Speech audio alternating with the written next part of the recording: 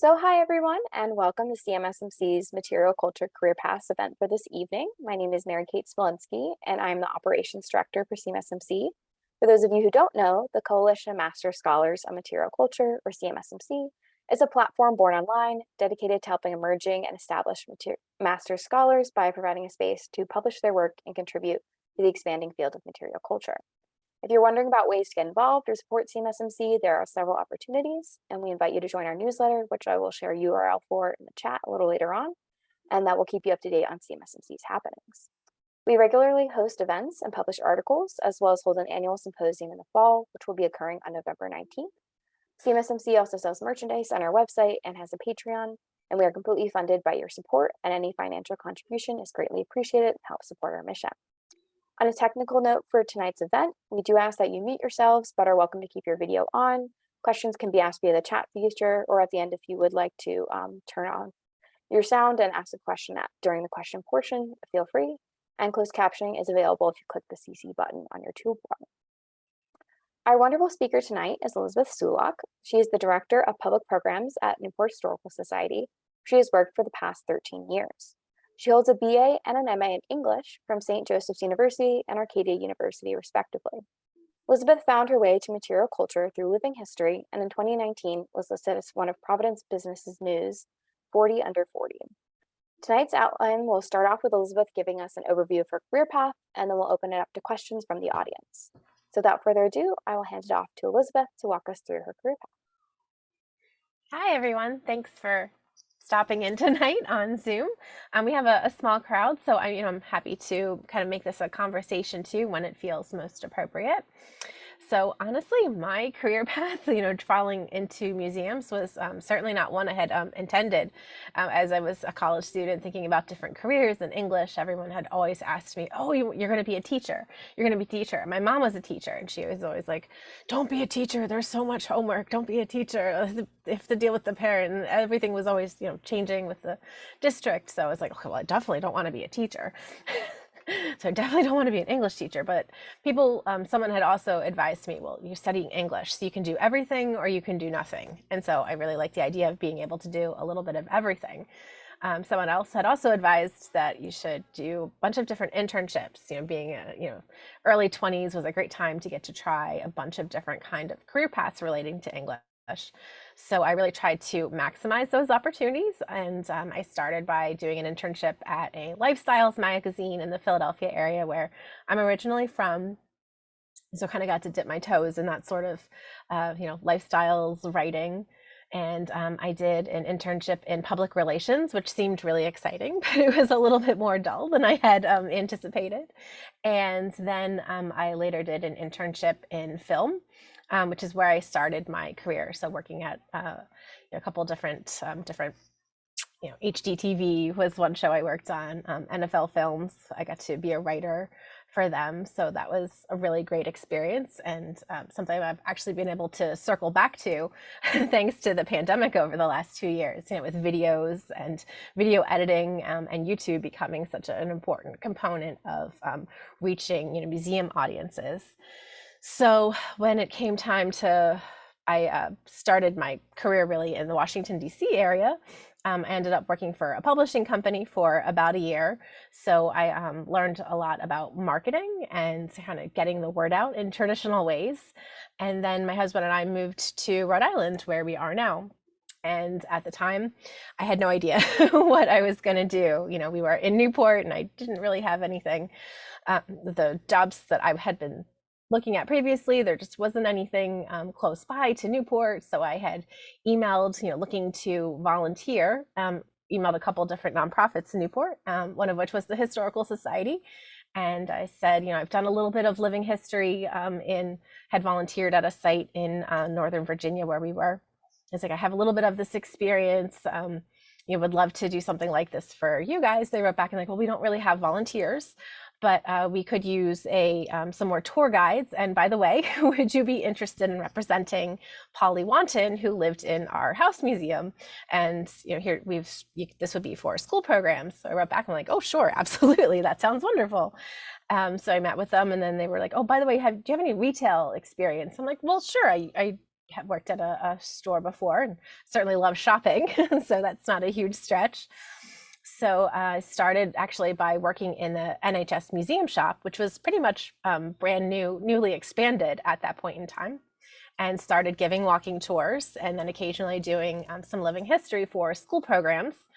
And then shortly thereafter, there was a full-time position that had became available, and I was offered that job. And I really saw that as a great opportunity to help to spread the word about what the Historical Society was all about and what the Historical Society could do. So we started doing some regular lectures and kind of spreading the word about the really wonderful walking tour program that has always been based at the Historical Society. And things just really grew from there. The main fundraiser for the NHS over the last 15 years has been something called the Newport Antique Show, which is now called the Newport Show. It's a really upscale antiques and arts event, very similar to the Delaware Antique Show or the Winter Antique Show, which pretty much everyone has dropped antiques. They're just about the winter show. So I was able to get a lot of experience and help to grow what the Newport show was all about. So helping to build media relationships and start to add an educational component with lectures and to really try to help increase, visitorship, supporting the sponsorship aspect, creating media sponsorships. So I was really able to kind of prove that I had a lot of initiative and a lot of drive, and was really excited, enthusiastic, and passionate about the NHS mission. So kind of a few years after that, I had this really crazy idea about bringing a particular incident to life called the Stamp Act riots, which we later had to call the Stamp Act protest, and was able to start in 2014 a small reenactment. We had about 25 people who were initially there, and we hosted this little pop-up living history event. We had just a few people, women representing a tea party to kind of show the, talking about the material culture, kind of pulling in the No Stamp Act teapot to try to bring that into the story. So we were able to kind of do this small site-specific reenactment, which was really kind of the first of its kind anywhere, kind of to take a particular location and try to recreate aspects of that an incident from history, and then try to engage the public and teach the public about this one incident and how it further shaped Newport's history and American history as a whole. And it kind of really took off. We were able to do the event the following year, 2015, which was the 250th anniversary. I had a larger group that year, about 40 people who were interested in attending. And it's really just grown from there. I've kind of gotten a bit of a reputation for organizing these particular events to the point where other organizations will contact my organization and they'll partner with us. So I got to have the honor in March of 2020, the week before COVID kind of hit us all everywhere, and we hosted the 250th of the Boston Massacre. And that's even continuing now. So later this year, I will be organizing the Boston Tea Party reenactment for Revolutionary Spaces in Boston. So that's kind of my museum journey in a nutshell. Wonderful. Thank you so much, Elizabeth. As I said, we'll open it up to questions from you all. I have some prepared questions, so I'll just start off with one of those, but then feel free to type something in the chat or raise your hand. But my first question, Elizabeth, is how did your professional experiences outside the industry help you excel? Yeah, so good question. So I mentioned a little bit about having different internship experience, and working a little bit in marketing, having a strong writing background, having a little bit of the film background. Those have all been elements that I've been able to pull into my current job. Certainly having a strong writing background, being able to write press releases or different reviews, or just being able to even clearly communicate an email to different people about what we're up to or what's going on. I feel like that's been super helpful. You talked a little bit about how I started in film, and then over the last 2 years have kind of gone back to some of those skills, or at least the artsy side of it, and developing our YouTube page, which has actually been really fantastic for NHS, because we now have enough subscribers and it's something that's generating revenue. So it's pretty great to be able to point to that as something that's important for a small nonprofit, always thinking about different revenue streams. And I'd say overall, just having this general love for public history, like being an avid consumer of public history. Before I had started at NHS, my husband and I would always love to go to different historic sites, getting to tour house museums. When we lived in Virginia, we would make a point to always drive to Williamsburg at least, once a month and get to go to a program that was there. So just really trying to take advantage. We love early American history.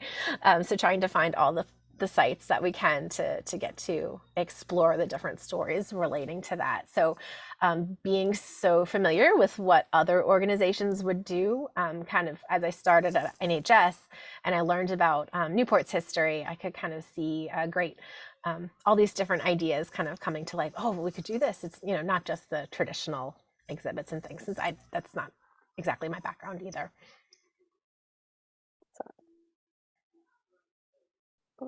Evelyn, are you trying to ask a question?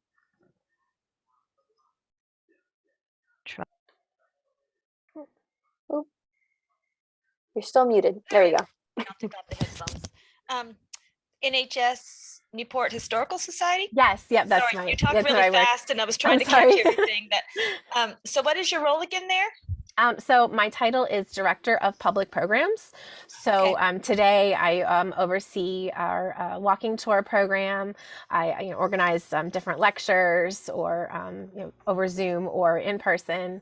I'm responsible for our living history events, of course, and I will help. It's a small organization, so we often will wear many different hats. So, whether that's supporting some development work or helping to prepare for a particular, an event, a cocktail party, or if they need help, moving things around, setting up chairs or exhibits or something, like I get to jump in and help out with that. And of course, it's always a treat when there might be a researcher or a new object that comes in the collection. Or it's like, oh, we were just moving boxes and we found this really cool hat. You should come check it out. So, we just found these paintings. Could you help me? What era do you think these are? 1700s or 1800s? So they're working in a museum. There are some really fun opportunities where I get to see some aspects of the collection, some really cool old things that might be behind glass if they were just on display normally, but getting to work in the field can see them up close. And another unusual opportunity happened, last year. There were different, the Gilded Age was filming in Newport, and then this time last year they were just getting ready to film Hocus Pocus 2. So those were some really fun opportunities where you kind of get to see a little bit of the behind the scenes of how those different things, which I would watch as a consumer anyway, get to see them come together. Okay, and so this last event that you mentioned, did it still occur during COVID lockdown? The Boston Massacre. So actually, we did that I believe it was March 7th of 2020. So it was just a week before. We really got lucky in terms of the timing. We've been working on it for many months, so it was fortunate that we were able to pull that off. And this happened in Newport or in Boston? Yeah, I'm sorry, that wasn't clear. So that was in Boston, downtown Boston. So Revolutionary Spaces, which is the new umbrella organization for the Old North Church and the State House in Boston, the Bostonian Society. They merged, and they have a new organization called Revolutionary Spaces. So I worked with their education department to put the reenactment together and kind of turn it more into a living history, public history event, as opposed to just a straight, reenactment. Okay, so yeah, I'm still not clear. So the Newport Historical Society, that was part of your programming, and you actually started in Newport, and now so the other museums will partner with us. Okay. So they came because they knew that I kind of have this knack for putting these events together. So the Rhode Island Historical Society is another example. They've partnered with my organization, and then I've organized events that take place at their location. Okay, so do you use your own staff for these reenactments, or do you So, use their staff? so actually, I've got this really wonderful network of volunteer living historians, reenactors, people that live mostly in the greater, around New England, but there are people, as far down as, Colonial Williamsburg, who have traveled up to Newport or to Boston to participate in these events. Okay, okay. Yeah, sorry, I'm not an American, so I'm trying to I'm trying to see Newport, Rhode Island. Where is it from Boston? And It's about an hour and 40 minutes. oh, that all oh, that's all. Okay, sorry. Yeah, Yeah, my geography. It's a that's little okay. okay. Wonderful. Sandy. Hi, Elizabeth. Hi, Sandy. How are you? Good. How are you? Good, thank you. What is your dream fantasy growth from what you've done so far? Where would you like to see it go?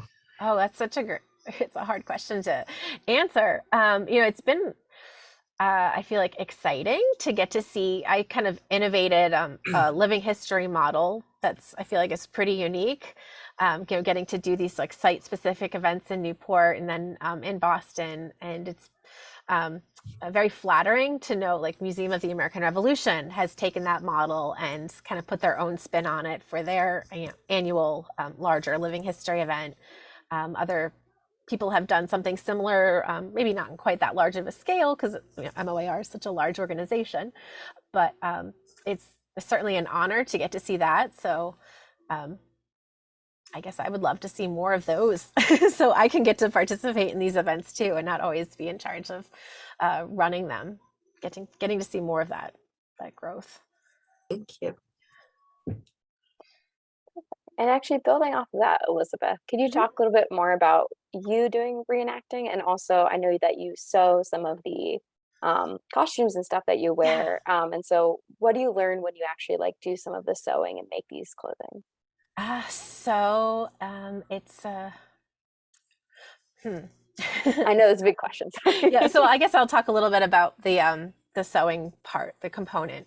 So when I started at the Historical Society, they had a costume for me to wear, and it was, I think at the time it was probably the best pattern that was available on the market, the J.P. Ryan pattern, but it didn't really fit me quite right. So I bought stays, and then it fit better, but it still didn't quite fit me right.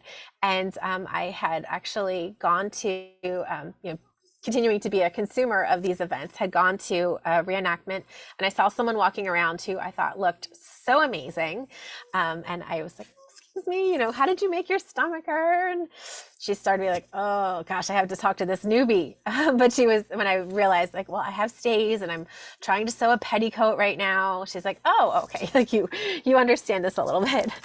So I was able to make a friend in the process who pointed me in the direction towards some workshops that happen. They used to happen annually in the wintertime in the Boston area at Minuteman National Park. So I was able to go to a gown workshop and get to make my first gown and kind of learn a lot about the process. And it just became really addicting. I wanted to have, for the woman who I was representing, I wanted her to have a whole wardrobe. My dream was to have a school program every day and get to have a different costume to wear for her every single day. So it's I actually did reach that goal at one point. And now I have 3 daughters. My oldest is 12, and I've learned how to make children's gowns, kids' clothes, and it's been really great to get to make the clothes for her and get to kind of see her grow up, getting to do some of the public history, the public interpretation, and kind of get to share this interest that I have, and hopefully get to do a little bit more of it with my younger two as we get back into events over the next year. Wonderful. Another question that I have is, how does living history kind of differ from other material culture fields? I'm assuming to define a traditional material culture field, that would be more like a curatorial job, working with the objects or preserving them. Is that what you would define that Yeah, like as? a collections manager, art Mhm. historian, Or yeah, curator, a bunch of different archivist. roles. But how do you see living history as kind of like a unique spin of this? So I would say with living history, we kind of get to study those objects and learn from those objects, and then get to translate it a little bit and get to share the story about some of those objects on occasion with the public, whether that be through a reproduction or through getting to have a particular, if we own, and not a museum item, but if we own a particular item, getting to show that to the public. Oh, here's an original teacup. You can kind of feel how it feels a little bit different. Or here's an original chair that we're using this today, but obviously if it was a museum piece, we wouldn't be sitting in it. So you can kind of share the history with the public in a little bit more intimate way than you would if it was just a traditional exhibit. And that's kind of keeping in that philosophy. That's been one of the interesting things about the events that I organize in downtown Newport. We say, if you go to a battle reenactment, you have to stand behind a roped line and watch the battle taking place. Whereas the events that I organize, we like to say that the public gets to be surrounded by the history. They can walk, if we're doing a protest, they can march with, the rioters, down the street to the event where the riot is taking place. They kind of get to be a part of the action in a more interactive way than you would at a traditional reenactment. Wonderful. So we have a few questions in the chat as well. So Sydney has a question as someone who works with college students. If a student or recent graduate has an interest in doing work similar to what you are doing, what kind of advice would you give them about getting involved or getting into the field? So good question. So I'd say in terms of getting into the field, getting involved, obviously an internship is always a great way. Networking in the region where I am, NEMA, New England Museum Association, is a great resource for getting to kind of network and get to meet other people within the greater museum field. And just going to these events, continuing to be a consumer of public history. Obviously, if you're choosing this as your career path, you must really love it. Hopefully, you love it, and getting to go see what other people are up to, what other sites are doing, could inspire you to do something. I've certainly noticed people who come to our events repeatedly and like, oh gosh, you must really love this. Why don't you get involved? Why don't you come help us out? And whether that being volunteering or maybe we have a costume that they could put together, a costume they could wear so they could get to join the action as well. So getting to know people. Then we have a few questions from Evelyn in the chat as well. So her first question is, what is your favorite era to reenact? So I say that my era is 1760 to 1820. And while I really love the fashions of like that 1790 to 1810 time period, it's definitely the Rev War period. So like 1765 to 1780. Perfect. And is your reenactment first person? How do you research your character? Oh, good question. Thank you for asking this. I didn't even think about kind of the unique spin that we put on our programming. And Sandy can certainly speak to this since she has participated in many of our events over the years. So at my event, I like to do something called first person light, or kind of like diet first person. So for people who really love doing first person interpretation, I might assign them a role where they can actually, represent William Ellery, specific figure who was in Newport at that particular event we are portraying.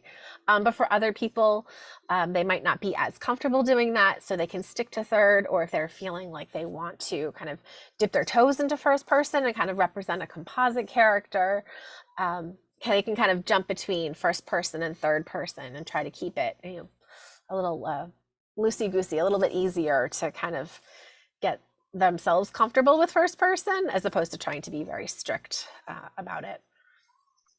Right. And another question is, do you have certain standards of research for reenactors who participate in your events? Yeah, definitely. So for every event I do, especially for the larger events, I put together a Dropbox file of research. So it'll have some primary sources. It'll always have historic newspapers with it because they're such a wonderful resource to learn about everyday life. And then there'll be some some more secondary source articles from different angles, whether it's about that particular incident or it's an aspect of material culture relating to that particular incident, to try to help people have lots of different information that they can read and try to make it easy to digest, easy to prepare. I usually say, this is the required reading and then these other things are optional. But I also try to not make it so comprehensive and that it becomes overwhelming and hard to be able to kind of understand everything that's going. It's like, oh gosh, I don't even know where to start. This is way too much. So I try to make sure that it's a balance. And then even more recently, like for some of our recent events, I haven't been able to do this every single time, but I might have a program like this where it's a Zoom. We have an expert speaker come and talk for 20 or 30 minutes about the incident that we're portraying. So it's recorded and then can be watched by anyone later who wasn't able to get to attend that virtually. So that way there's something to read, something to watch or listen to. So it's got to kind of meet different people where they are in their aspects of learning. Wonderful. And another question that I have is so you mentioned this network of people that you have to come to your events. How do you recruit people? And then is it all volunteer? Do you pay them? Or how do you work, like the logistics of the event almost? So I've met a lot of people by going to events over the years, or met people through social media. And sometimes people will say, oh, well, I know someone who really wants to come. So it's kind of, the network's kind of grown that way by knowing people of people. In terms of, volunteering versus paying, if everything started out as volunteer. And then most recently, we were able to get grant funding to be able to give everyone an honoraria from our, during our big event this past summer. So that was a really great milestone to be able to offer everybody at least a little something. And it's always been my goal to make sure that everyone at least gets, lunch, and there's bottled water. So at every event that we have for our volunteers. Wonderful. Another question is, how do you feel that your accomplishments have kind of set you apart in this industry or allowed you to obtain your role? Like, how do you think that your path helped you kind of figure out this unique model that has kind of made you a standout person in the living history field? Well, a little bit of, what do they say? Luck is when preparation meets opportunity. So I'm definitely lucky, definitely having this, willingness to want to get to do something that was really different. And then I'm also very fortunate that I've had really great leadership, really wonderful bosses who were kind of willing to take a risk. Like, I've got this crazy idea. I want to do this reenactment. They're like, okay, sure. Yeah, we'll give it a try. So getting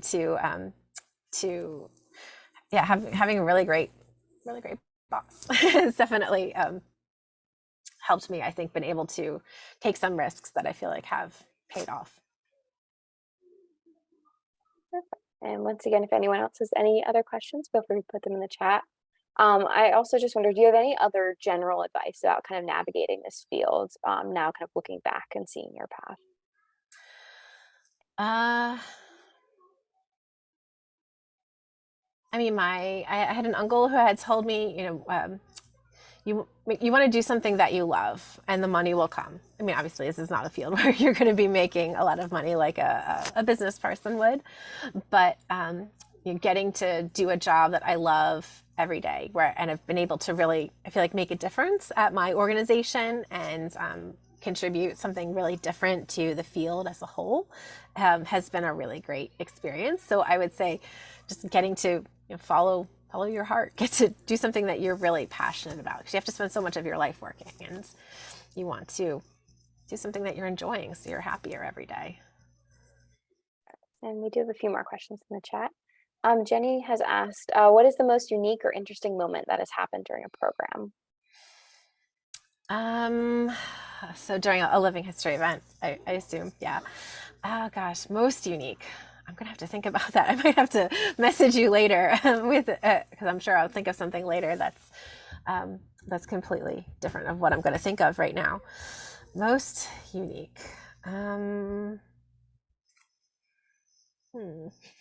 Like, did you ever have an event where suddenly you just felt like you were in that moment, or you had a guest interaction that it was suddenly like, holy cow, this is just as it would have happened then?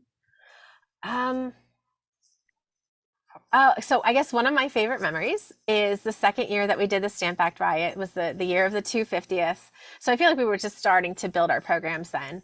A visitor was walking down the street with her family, and she turned and she saw the tea party that was happening in this like lovely little parking lot that we had turned into the tea party location, and she saw it. She's like, oh, she got excited like she was a teenager at a concert. Oh, it's Stamp Act weekend.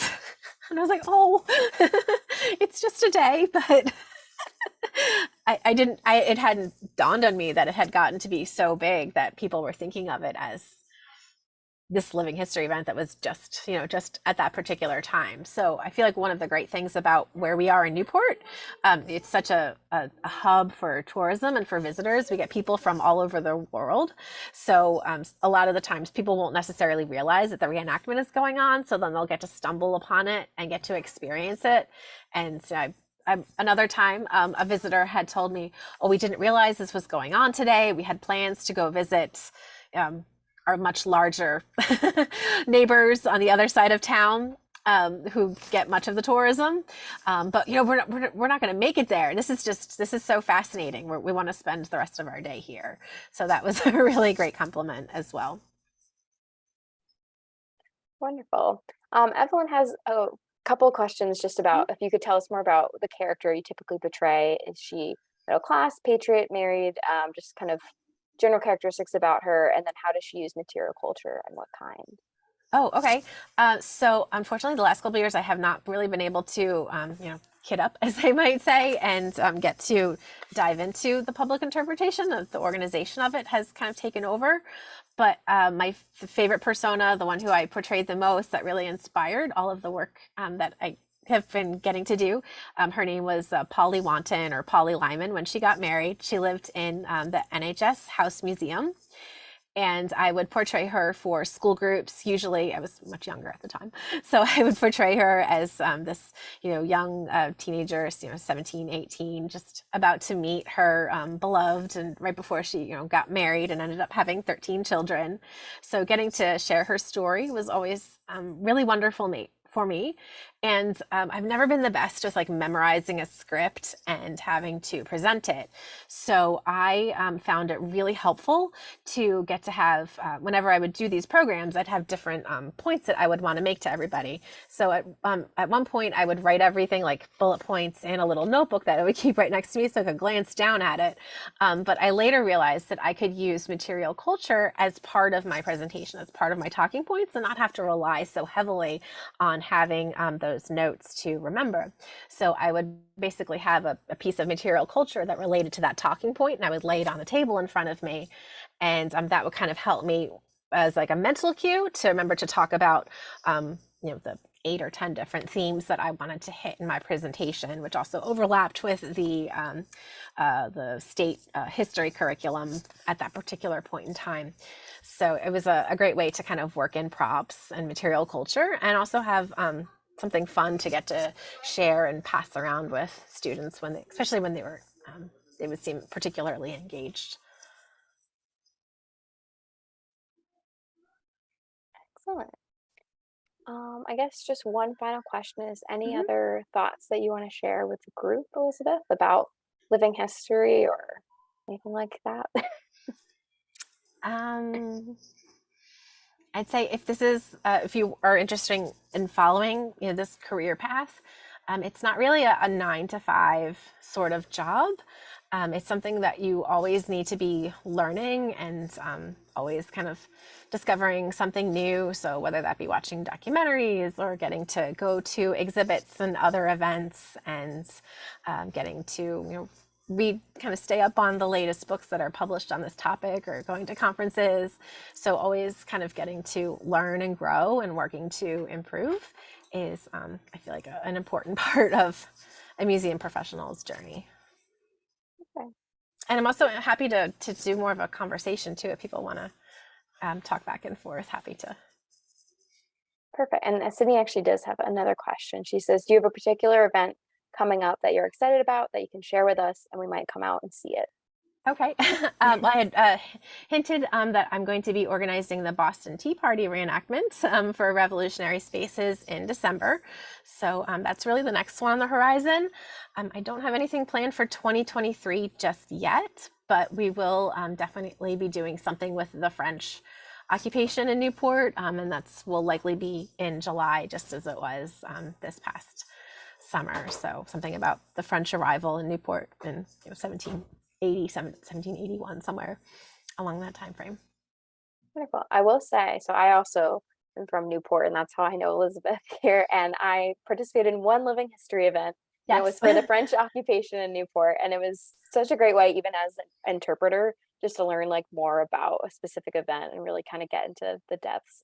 So that was a really fun. That was like when I was an undergrad. So it was a really great way to kind of dive deeper into the American Revolution era That was of when New England, which is now what I'm studying in my PhD. So it was really great. And I think it's great for the interpreters and great for the public. So thank you so much. Mhm. I'm going to share in our chat to subscribe to our newsletter if anyone is interested. Thank you all so much for coming tonight and hearing a little bit about Elizabeth's career. And as we all kind of navigate these material culture fields, and thank you so much for participating in one of our CMSMC events. We have more coming up. We have more material culture career paths. One is going to be in January with the visitor services director from the Carnegie Science Museum. And we try to have people from a variety of different areas of material culture. So it's kind of like a group informational interview of sorts so people can learn. But thank you so much to you all for Sure. attending. Thank you so much to Elizabeth. And I hope you all have a wonderful night.